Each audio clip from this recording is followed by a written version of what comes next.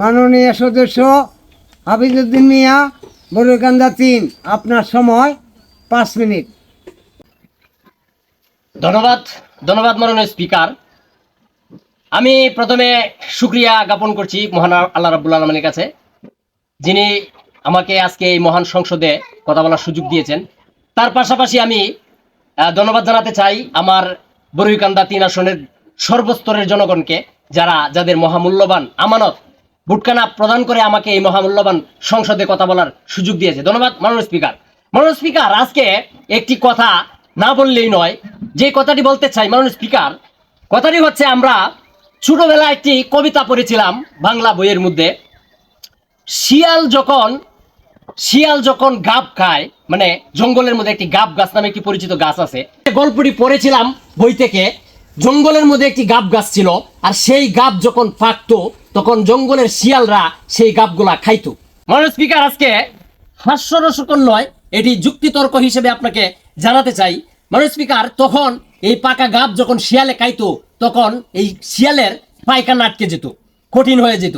তখন এই শিয়ালে হচ্ছে এই গাব গাছের নিচে গিয়ে বলতো, গাব গাছ, হে গাব, আমি আর জীবনেও গাব খাইতাম না, আমি ভুল করছি, আমি আর গাব খাইতাম না, আমার পায়খানাটা নরম করে দে।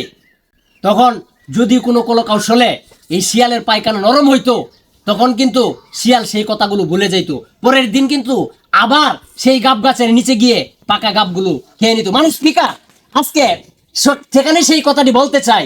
আপনারা প্রথমে বলেছেন, যখন আপনারা আটকে গেছেন, যখন দেখছেন এই দেশে নির্বাচন হবে না, তখন বলছেন হা ভোট, আপনারা দয়া করে হা ভোটে ভোট দিবেন, দয়া করে হা ভোটকে জয়যুক্ত করবেন। মানুষ স্পিকার, আজকে সেই কথাটি বলতে চাই যে হা ভোট জয়যুক্ত হওয়ার জন্য, হা ভোট দেওয়ার জন্য আপনারা যে কথাটি বলেছিলেন, আজকে যখন আপনারা পার পেয়ে গেলেন, তখন আজকে নদী পার হওয়ার পরে আপনারা বলতেছেন যে হা ভোট কোনো প্রয়োজন নেই।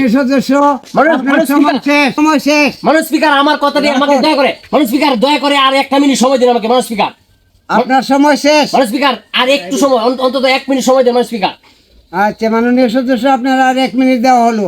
মানুষ স্পিকার, বলতে চাই যে নদী পার হওয়ার পরে মাঝি কোন দুলাভাই, যে প্রবাদ কথাটি আমরা শুনে এসেছি ছোট থেকে।